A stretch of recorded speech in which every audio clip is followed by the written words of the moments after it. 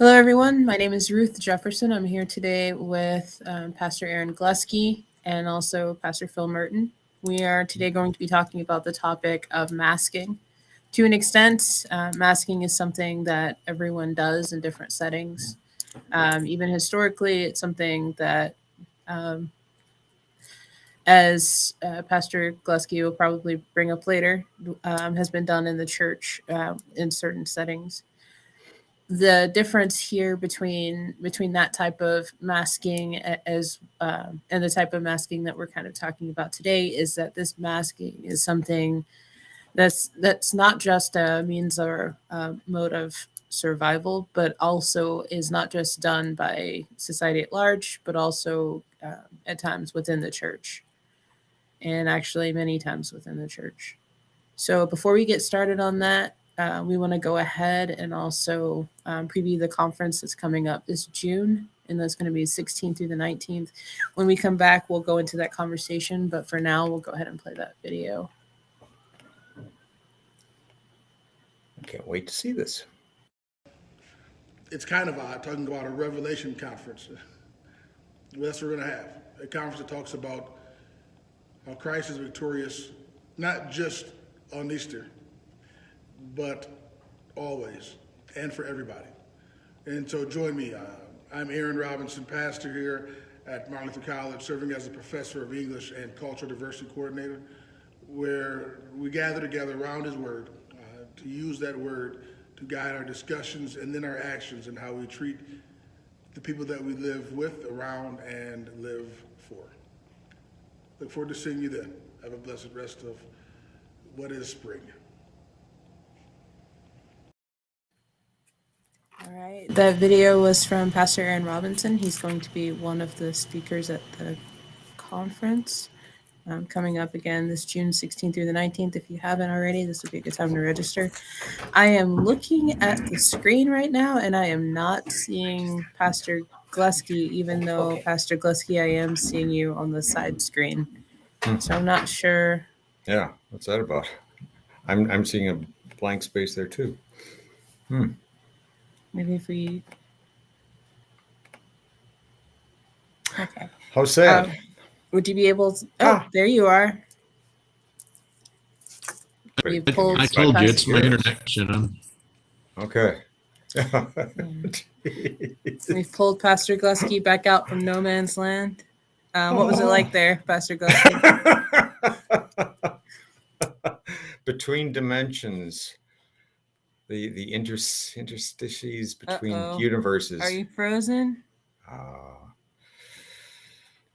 This is so sad. This is so terrifying. Look at him. Yes? Yes, he is. Oh, God. Aaron, I hardly knew you. Early out of no man's land, just to go right back into it. Yeah. Well, for those of us that are still here, thank you for joining us today. Let's go ahead and get into the conversation. One of the things that we want to do as we're talking about this is we want to go ahead and we want to look at two additional things other than the definition of masking. One of those is masking and the topic of resilience, and then we also want to talk about biblical interpretations and masking, and we'll go ahead and get into that conversation now as we wait for Pastor Glaeske to come back. Poor guy. Oh gosh. All right. So I feel for you, man. I feel for you, Aaron. I don't think he's right there. I don't think he can hear us, but yeah, we can't wait for you to get back, Pastor Glaeske. Yeah. All right. So tell us about masking, meaning if I when you showed that term to me, my response was question mark. So give us a definition. What are we talking about here? All right. So when we're talking about masking, we're not talking about masking in the sense of like politics and the masking situation that happened in 2020. No, we're talking about like a survival technique that's used by people to fit within a certain social group or to establish a sense of belonging. But oftentimes also when we add into that picture and that equation masking for people of color, then what we get into is the element of survival that becomes a part of that as well. Okay. That's Do we have you back with us, Pastor Glaeske? I don't know for how long, but I had to connect via a hotspot because my internet just decided to be really picky or finicky. I don't know how long that'll last. Okay.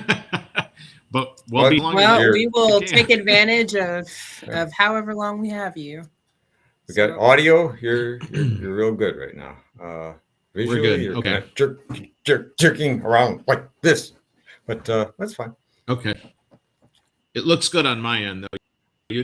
Y'all are looking fancy. So. There, it's smoothing out a little bit. Just great.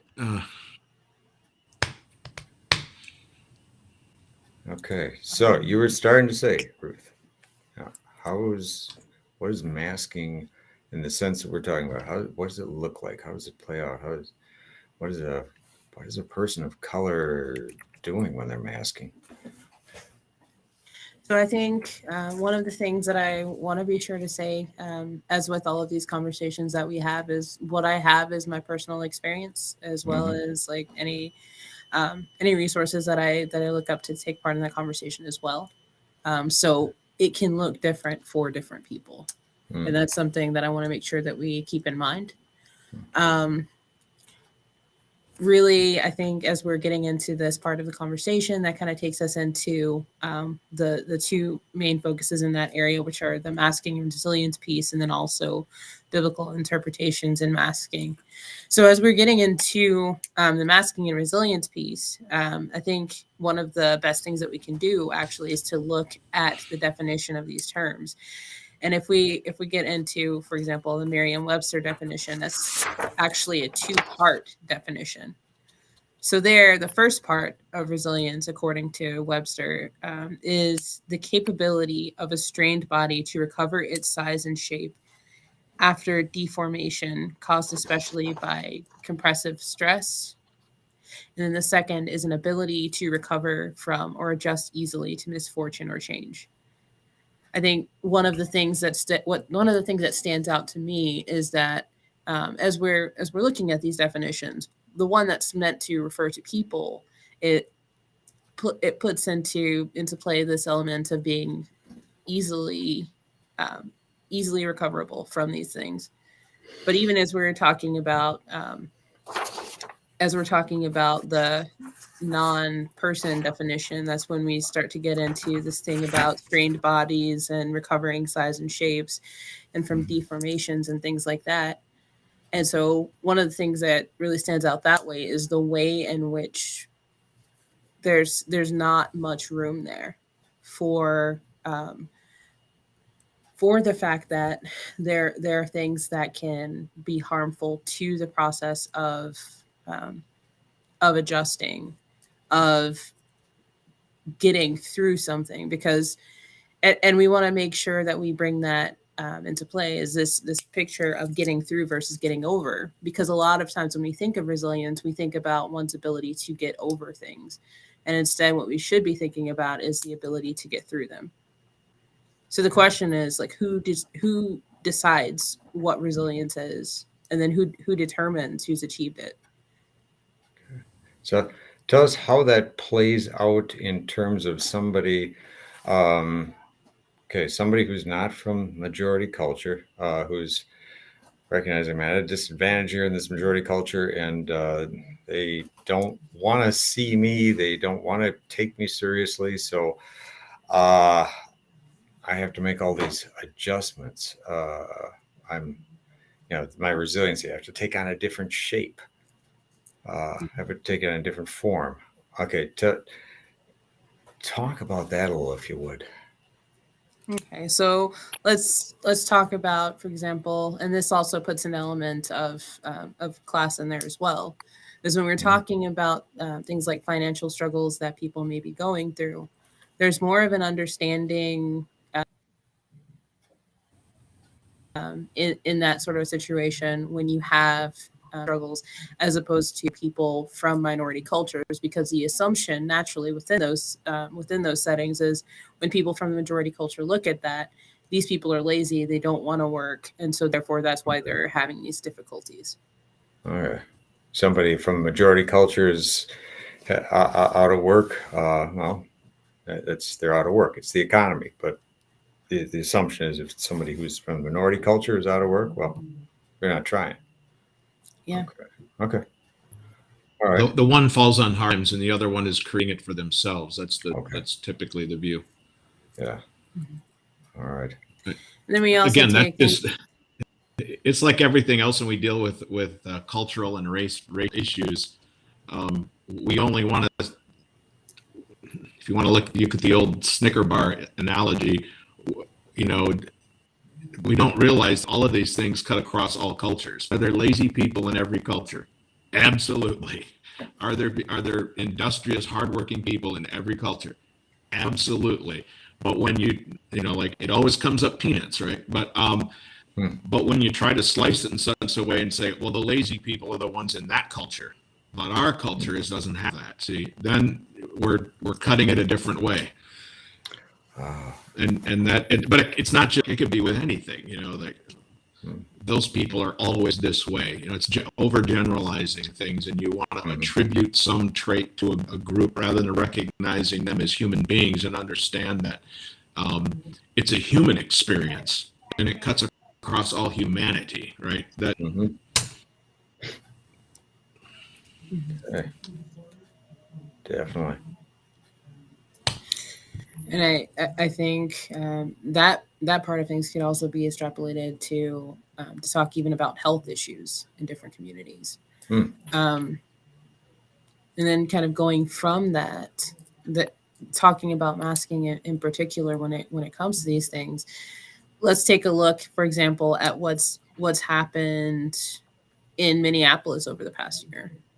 There are difficulties that people of color within the Minneapolis community are facing, that other people within the community, they look at that and go, well, I mean, they're making the choice to not get over it. They can separate themselves from that because they can look at it and they don't see, hey, this person is someone who looks like me, or this is a part of a pattern that's happening nationally in which people who look like me or who are part of communities like mine are affected. I mean, it's something that other people can kind of step back from. And if someone is having a difficult time with that, then the question goes to them and to their character, when really it shouldn't. So with that kind of situation you're talking about, take the Twin Cities situation where you got an unfortunately high number of people who are saying, well, they're causing their own troubles. They're not getting over it. Why can't they just move on? How does that play out in the pressure to mask? If you're sensing this kind of attitude in people, how does it affect the decisions to, I better do some masking? Well, I mean, if you look at things like advancement within a culture or society, okay, then a lot of the people who have the control over that are going to be people who oftentimes are expressive of those sorts of views. So to an extent, you almost have to hide that. Even within churches, you have to hide that, because if you don't, then it's seen as you being someone who's instigating, and that being your intention, rather than you trying to actually actively like work through these challenges. Okay, so masking in this sense would be okay, and whereas I'm actually hurting, I'm angry, I'm frustrated, but I'm going to mask that and say, you guys are okay with all this, so I'll act like I'm okay with it. Not necessarily acting as though you're okay with it, but maybe acting as though it doesn't affect you.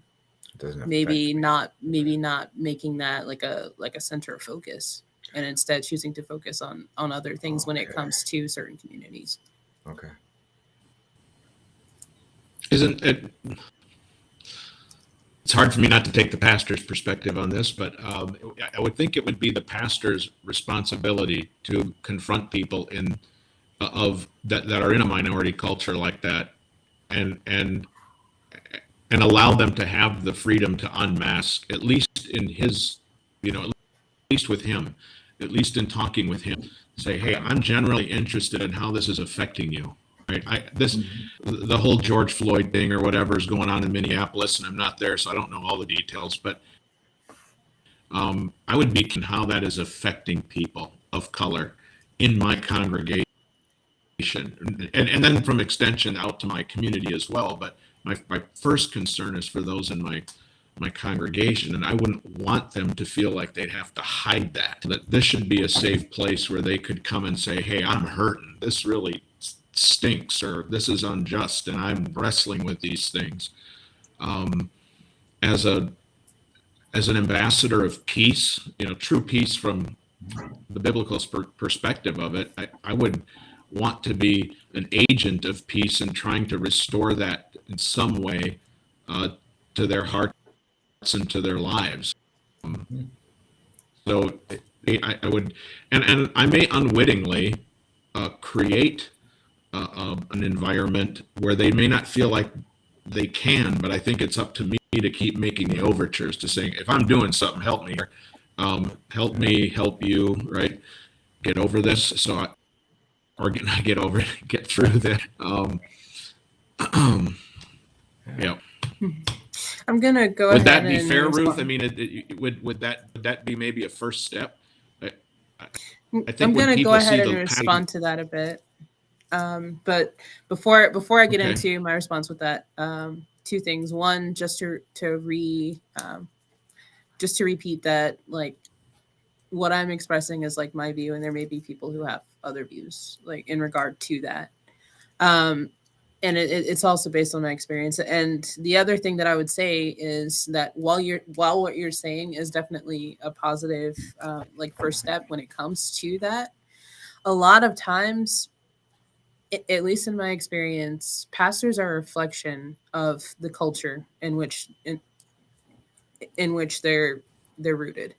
So, for example, if a pastor is part of a church where most of the people are of the majority culture, their view is going to be toward that, and not even necessarily, okay, yeah, but I do have these other members of my congregation who are also valuable members of the congregation.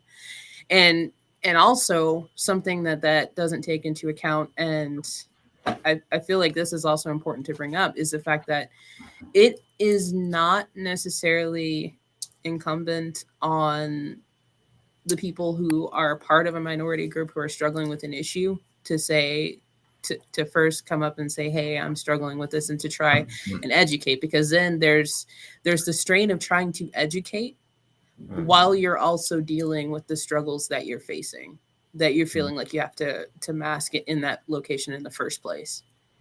And also, which is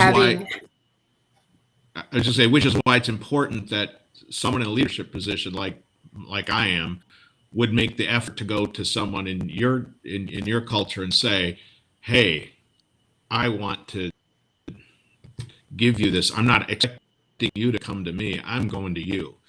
Is that be correct? So even if you're going to someone who's in your congregation, there's still, at least from what I'm hearing, there's still kind of partially within that, like, an understanding that you're wanting them to educate you on what it is that they're going through. That can actually be more traumatic, because of the fact that there is such a there are times when people say that they're interested in hearing and express that maybe they do want to hear, but then at the same time, when you tell them, it's basically like a gaslighting kind of response. Or how would response. that play out? What have you seen? Somebody who takes this approach. Hey, tell me about this. Tell me about your situation. How do you get gaslighted? What?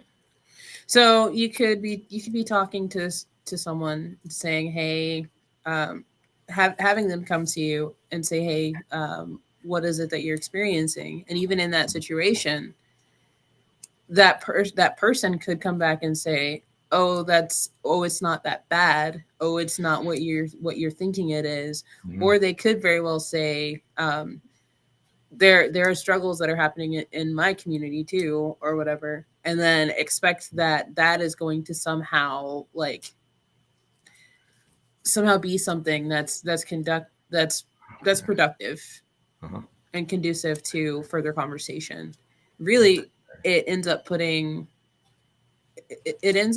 the onus on the person who's hurting, and I don't feel like that's a good thing.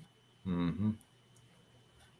Yeah, I can. No, I mean, those would be in those kinds of responses, and I may have that and still be guilty of it at times. But when we talk about interpersonal communication, that would be that's a big no-no, right? So, you try to compare battle scars in a sense. Oh, you got a bad one? Look at mine. That's like that's not what this is for, right? And when I ask somebody how they're feeling, it's not right for me to say, "Well, that's nothing," right? Yeah. To the person who's suffering, it hurt, right? It may be my personal opinion that, hey, that's nothing compared to what people were going through when they were getting their houses bombed in World War II. Okay, the same thing. Yeah. That's apples and oranges, though, right? To the person who suffered trauma, it hurts, and we have to admit that's painful, and I may not be able to experience that pain as they're feeling it, but I have to be sensitive to the fact that it's real. Okay. I hear what you're saying. Yep. The picture that's coming to me is somebody is talking about their hurt, and I know I do this. Sometimes there's something in me that wants to just I want to normalize it for them. I want them to feel like, okay, you're not alone, and so I will bring up similar hurts that I've felt, or something. Try to put it into perspective. I'm trying to put perspective on it. I'm trying to help, but what I'm doing, what I can be doing by doing that, what you're saying is, I'm trying to take away your individuality. I'm trying to say, your hurts are not your hurts. Your hurts are just the same as everybody else's hurts. When I need somebody to say, no, this is you. This is your pain. And I think, kind of as you're bringing that up, something that's coming to mind for me is like the biblical narrative of Job and Job's friends, and the way that they tried to talk to the pain and the suffering that he was going through. But the reality is, the way that they were going about it was something that was not helpful in that situation, and probably not really any other situation where that would be helpful either. But something that could have helped, even just there, is being able and willing to sit with him in the middle of what he was going through. Yep. And I think that's that's very perceptive. That is. Yeah. I'd like to think you got that from me, but probably not. Because I've said that many times, that the best thing his friends did was, for those few days when they shut up and said nothing, they just sat there with him. Best thing they ever did. As soon as they opened their mouth, it all went down the drain. It just got worse. And what you said reminded me of a quote, and I wish I could give it to the author of it. But they said, a walk through a Christian bookstore is like a walk through the book of Job.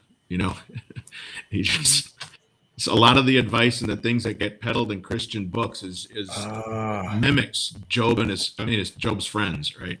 The reason you can't do this is because you don't have enough faith, right? Or because God is angry. You got to clean up your life, that kind of stuff.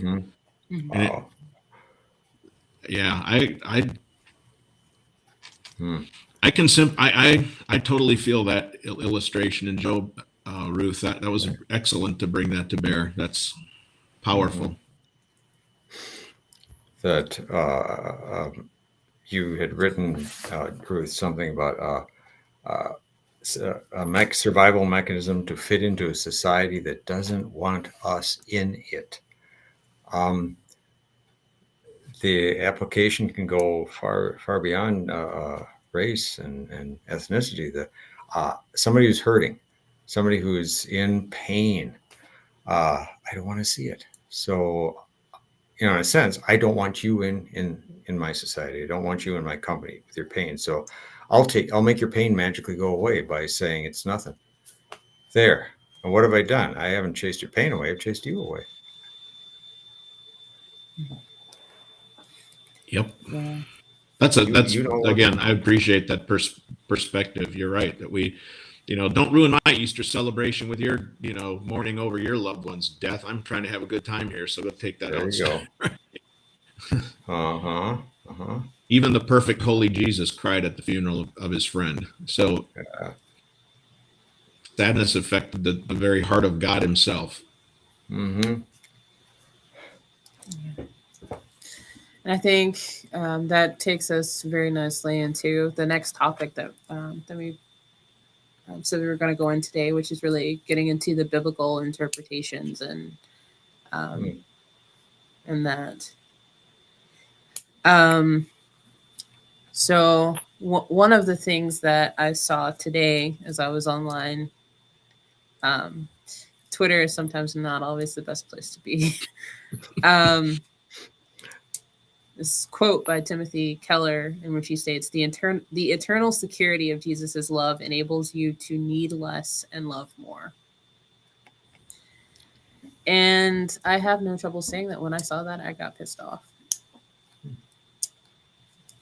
The reason that upset me is because it kind of gets into this whole territory where we're basically, for one thing, we're comparing faith. And then for another thing, it basically says, although not saying it necessarily directly, although I feel like it does, that if you are struggling or if you are having a hard time with this and that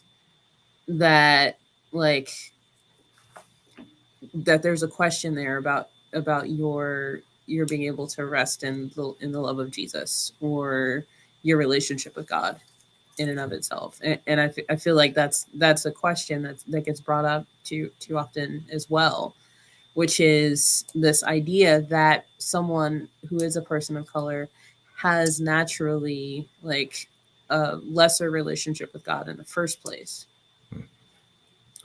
So somebody, if hearing what you're saying, there's somebody could take this to mean, well, if you are saying, I have a strong need for justice, I have a strong need to see people understand my situation, that the response could be, if you really had a hold of Jesus, you wouldn't have those needs.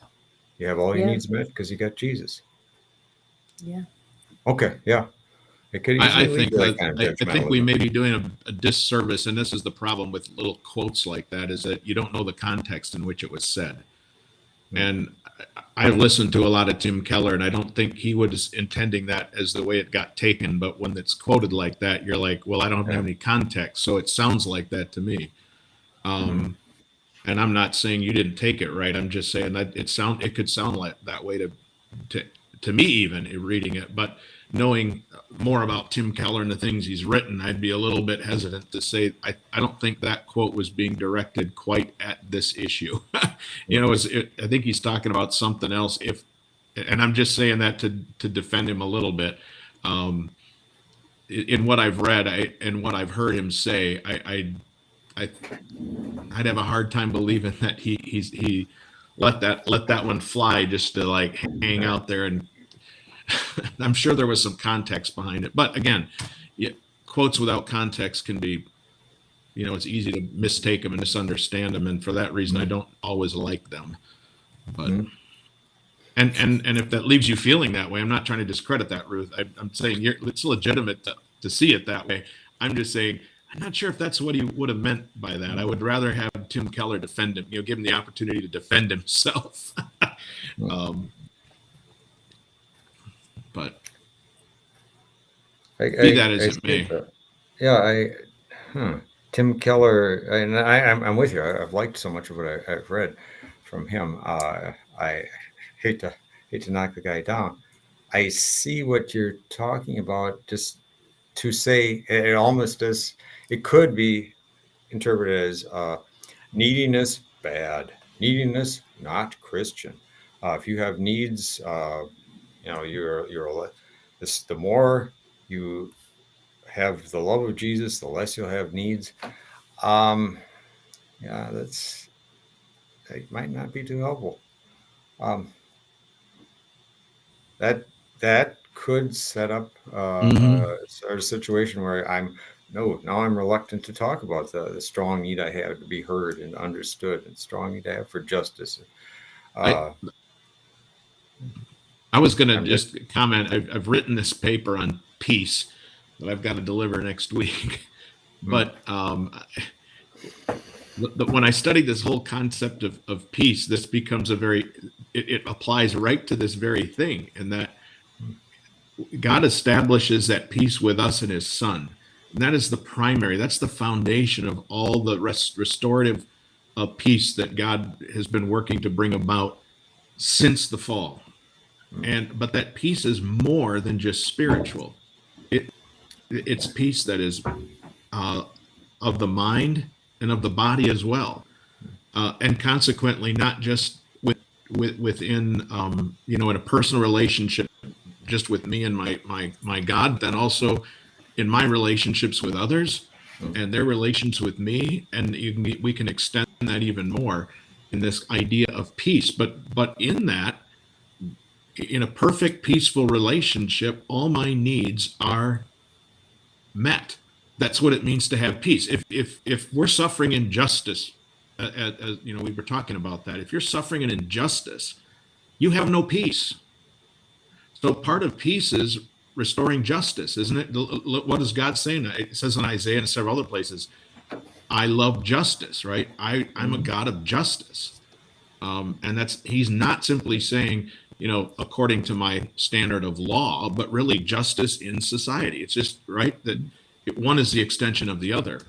But God is a God of justice. He's a God of order. He wants that established, because in that framework, we'll have peace. In my relationship with him, I have it almost perfectly if it weren't for the sinner I am. I'm still trying to work that out in my other relationships, and we're still trying to work that out as ambassadors of peace to our cultures. But it's just something that's been resonating with me, having done this study about peace and everything that it entails. So that's why that needs thing, getting back to the needs thing, in order to have needs, right, to be in peace, I'll put it this way. You can't be hungry and lack food and be at peace, really. And even if you have the forgiveness of sins and the resurrection, if you're hungry and you don't really have full peace yet, do you? And then you have peace with God, I get that, but really, do you have peace in its fullest extent, right? Or if I'm suffering from injustice, or if I'm plagued with sickness, or I don't have health, right, either of mind or body, doesn't matter. If emotionally I'm distraught, then I don't have peace. I may have some peace, but I don't have it in its fullest realization. So, okay. As you're saying that, I thinking of the people who had come to Jesus because they had some need. They had a need for healing. I'm blind. I have leprosy. I have a daughter who's got demons in her. Whatever they were coming to Jesus for. And so often in the Gospels, when people would do that, the people around them would say, "Shut up. You're making go too away. much Don't noise. Disturb the master." The rest of us aren't hollering for all that. So why should you be making all this noise? Shut up. There wasn't the space. They weren't providing the space to say, "Look, I'm hurting. Here's my particular need." Jesus let him have it, of course, but people didn't want to give it to him. Mm-hmm. Yeah, and then he reveals himself as the princess by doing what? By providing food, by providing health, by providing healing, by calming storms, right? And agreed, those are lesser, and I like to call them signs. They're miracles, but they are signs that he is the Prince of Peace. And it shows us then that this is the one in whom God is going to work that huge peace that we lack between God and with him, right? Here's the one that's going to do it, because he's demonstrated he's already doing it on this level. It's an argument from the lesser to the greater. But that's what Jesus is trying to show them. Here, I'm going to provide peace for you, but the peace I give is going to be even greater. It's not going to be like the world gives, right? Peace in the world, and interesting enough, if you do a word study between the Greek and the Hebrew, we won't get into that, but peace in the world is often just considered a tolerance, right? That, okay, at least we're not fighting, so we have peace. Or, hey, crime is down, so we have peace, right? Or injustice is as bad as it used to be, right? And that's in this discussion, we're talking about, human rights issues in the cultural communities. Something I've often heard, it's not as bad as it used to be. It doesn't mean it's still not bad, right? Just so why are we even talking like that? Anyway, peace is more than that. It's more than just a cessation of hostilities. It's having all your needs completely met. And will Jesus do that? Yeah, he will restore you. Go read Revelation 21. That absolutely. There's a picture of perfect peace. All your needs being met, everything being healed, everything is everything, and you don't even need electricity in that city because the glory of God is its light, right? So, of course, that's the promise that will happen. We're looking forward to that. It's unfair to tell people, well, because that's coming, shut up about your problems right now. No, my problems correct. now. I agree. Yeah, now. Correct. We're in an already not yet. Yeah. We got to do both. Look forward to that. And in the meanwhile, go ahead and tell me what's wrong. Go ahead and talk about it. You don't have to be like me. I'm okay, but you're not. Let's all talk.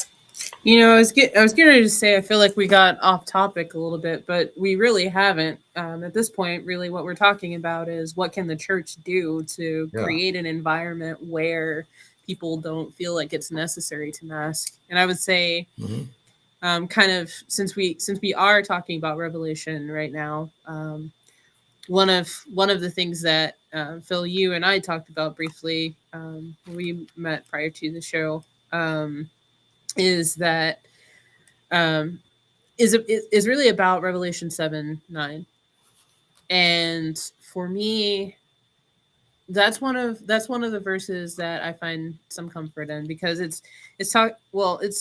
that whole section really is talking about like God wiping away tears from people's eyes, and God being comfort to those people. What I've seen though in some Bible class settings is that there's this understanding that when you're in heaven, there's just not going to be any tears. And so for me, that interpretation of it is kind of discouraging, because you go from this place where, like, on this earth, people don't want you to express the things that you're feeling. People will get up in arms about certain things and all of that. And then, like, you have heaven and you're not gonna cry there, because what Jesus is just like the environments here where we're not allowed to express those things. I think one of the interesting things is like that transparency there, at least the way that I see it when I read, is like that transparency there is almost an act of worship in and of itself. I like that. Transparency. Oh, absolutely. When you come to Jesus with your tears, that is an act of worship, isn't it? And what I would want to make clear in that revelation is that, you may bring your tears to heaven, but how long are they going to last? The point is that God will wipe away every tear from their eyes. Not yet, right? Not yet. We're not there yet, but he will. And he does that, obviously, by getting rid of everything that would have caused us a tear, right? Again, that goes back to perfect peace. I have a perfect peace, and Jesus is going to finally restore that. And one of the ways you can think of that is, like, imagine Eden, what it was like to live in the Garden of Eden one day before the fall, right? Perfect peace in every way. sin destroys that, but at the end, like Revelation 21, which is kind of interesting. We put it at the end of our Bibles, right? You got the beginning and the end, as it was in the beginning, is now and will be forever. Here you have it in heaven, and now God's saying, you know that piece you messed up, I've restored it in my Son, and you're going to enjoy it again. I've seen fit. I've made sure that will happen for you, in all its fullness. Mm-hmm. It is such a beautiful picture, but that's not to discredit someone's tears. It's to say, hey, the day's coming when God is going to wipe those from your eyes. Mm-hmm. We're not there yet, but it is going to happen. He's already seen to it. Mm-hmm. The fact that God wipes away tears, heaven here, it's an acknowledgement that there are tears. Pain is real. And Yes. Your pain, it's something you bring up a lot, Ruth, that my pain is not your pain. Your pain is not my pain. We both have pain, but it would be presumptuous to say, well, I understand all about yours because of my own. No. Yours is unique, and I need to let it be unique. One of the dealing with a member of mine one time who had depression, had it for a long time, had a hard time managing it with medication. They were always tinkering with it. I knew this particular member. If this person wasn't in church on a Sunday, and he didn't let me know that he was going to be gone, I knew I had to get to that house by Monday or Tuesday. And he would just, I can vividly remember sitting in the living room. There's one light bulb on in the lamp next to the chair he's sitting in. It's going dark, so it's hard to see anything else. And here we are sitting in this dark room, and I'm finally getting a window into at least into his kind of depression and what it's like to live there. And to hear him describe the darkness, the oppressiveness of it. It wasn't because he didn't have a relationship with Jesus. He did. And that was a great comfort to him. But it wasn't affecting the physical side of that depression, right? And that still had to be managed. And the only thing I could do is to sit there with him and listen to him. There was nothing I could say that was going to change that for him. And that's very sad. And you realize that's very painful. If I could, I would do something to make it go away for him. I would take away the reasons he was hurting, if that were possible. But it wasn't, and it was a very difficult thing to do. A similar situation was you got to go visit someone who's sick and suffering from some disease. I vividly remember someone leaning over. Sitting in his. The progression was I visited him sitting in his easy chair. Then I was downstairs. He was sitting down because he couldn't make it upstairs anymore. Then he was in bed, and then he couldn't stand even to be in bed. It hurt so much. He was hunched over his bed in a chair, just moaning in pain. And it wasn't that he didn't have faith in Jesus. He did. He wanted more than anything to be delivered from that. But to have to go and serve that and to witness pain like that on the level is a very good teacher. And it tells you, friend, you don't know what it's like to really suffer like this. I can only say I've seen it.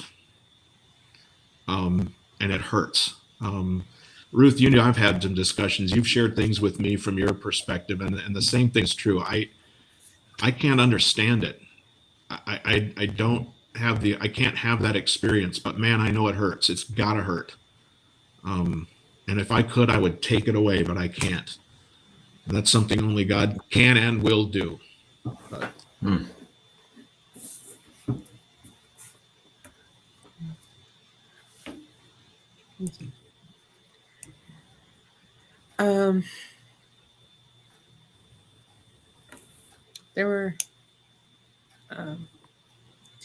There was one other point that we kind of talked about earlier, and I think this part really does probably get a little bit into politics, but not mass politics. Okay. And that's looking at, for example, the parable of the 10 talents. And so we look at that, and one of the ways that I've heard it talked about is basically that um, that God takes away from those who don't have in order to give to those who do. Hmm.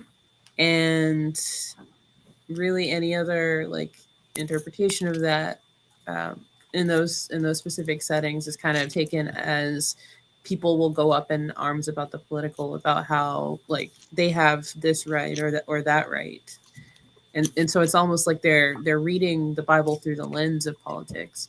I think something as far as that's kind of helpful. That's kind of been helpful for me is looking at it in terms of accountability, um, not like not God taking away, but God also using community to help to meet the needs of others. Mm-hmm.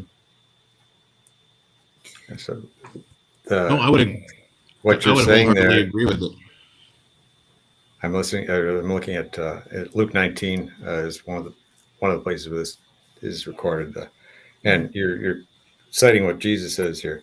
The man with all the dishing out the money here says, I tell you that everyone who has more will be given, and as for the one who has nothing, even what they have will be taken away.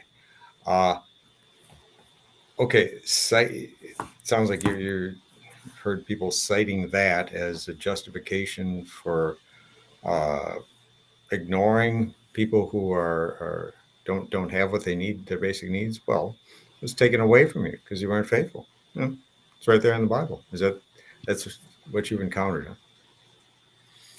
Huh? More along the lines of the way that like they will take that to kind of um, justify their own their own views on that, if that makes any sense. Not necessarily like that.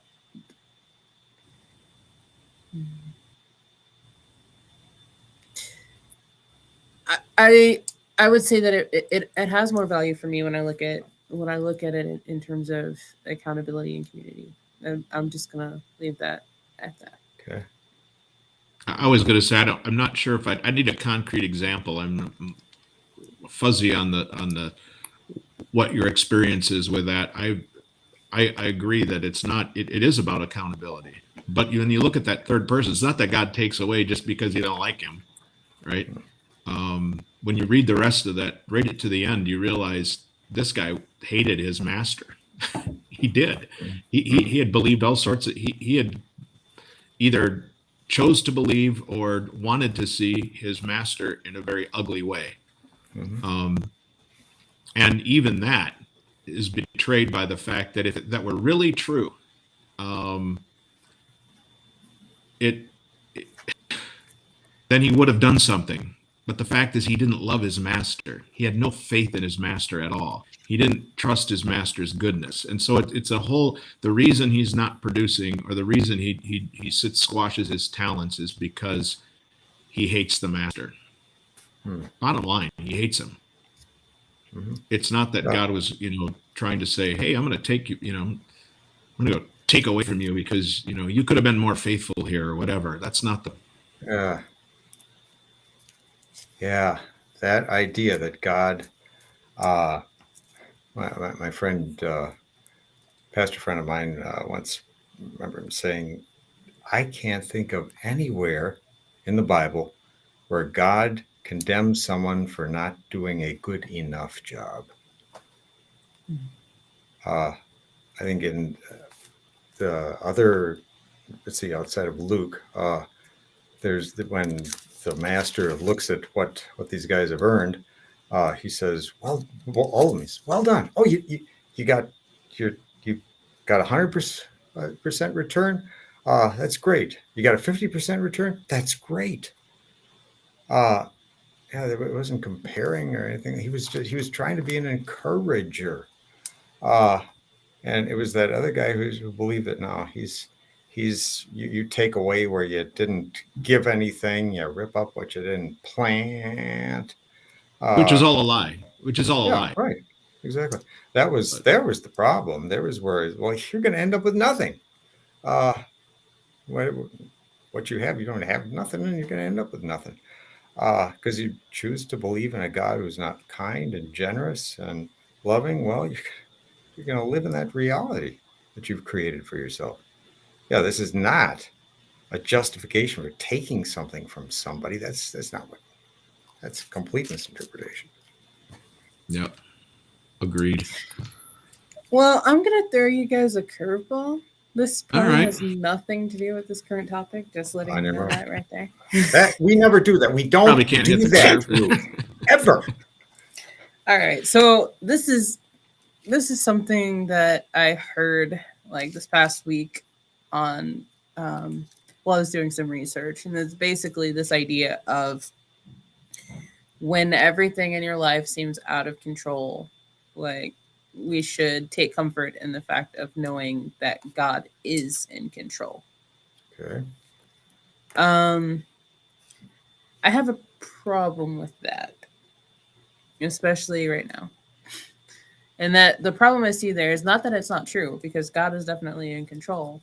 Okay. But as I'm looking out at society, and as I'm like digging more into history and the things that I like already know from history and stuff like that, like this idea of control is one that has a lot of negative connotation with it, because of those things that have happened and that continue to happen even with authority figures today.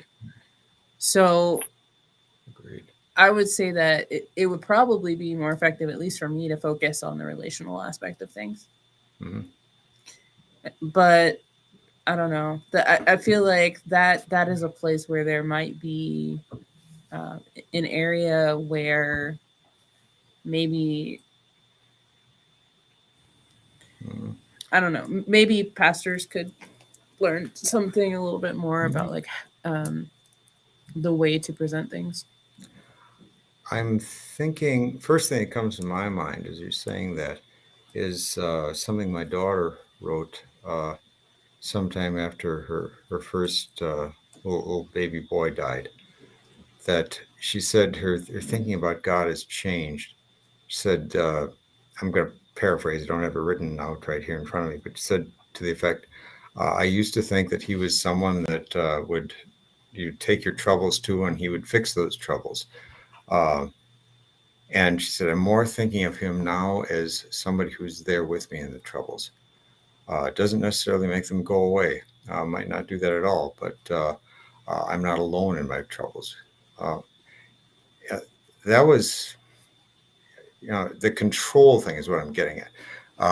He could just make all the bad stuff go away.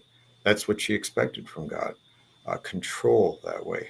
And that isn't really how God exercises his lordship, his kingship over his kingdom. It's a very different kind of thing, not control.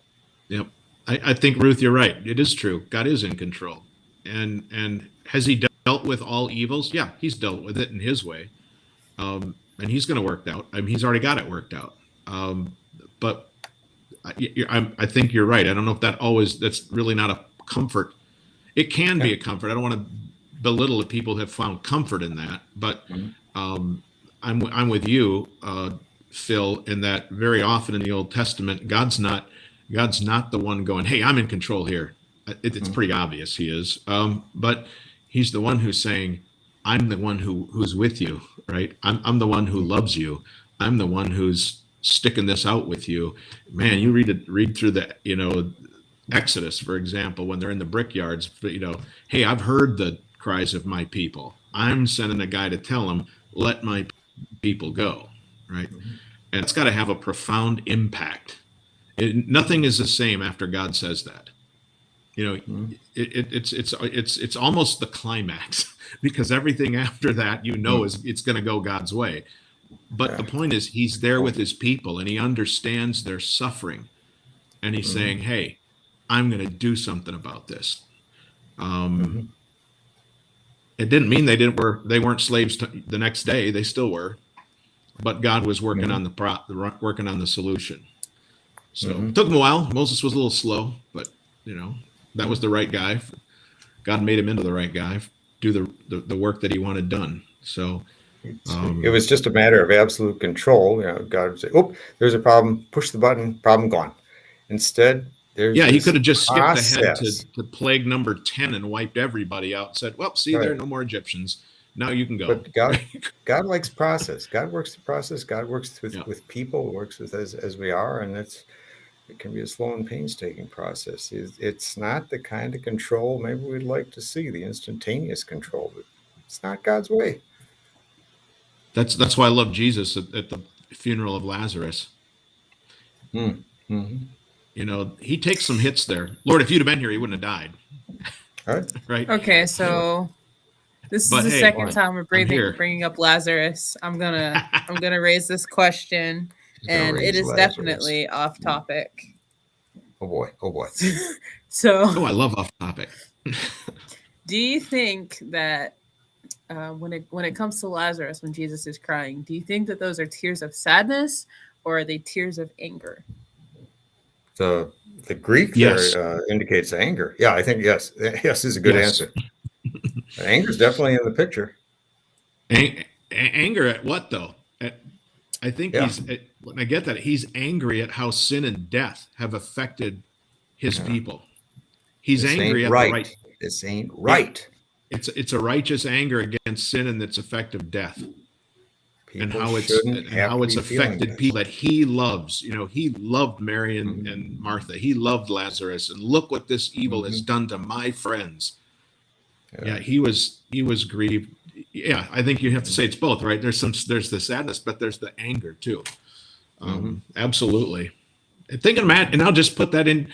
That's the same Jesus. He hasn't changed. Same one, and he's there with you, Ruth, and his body and soul. It's right there with you.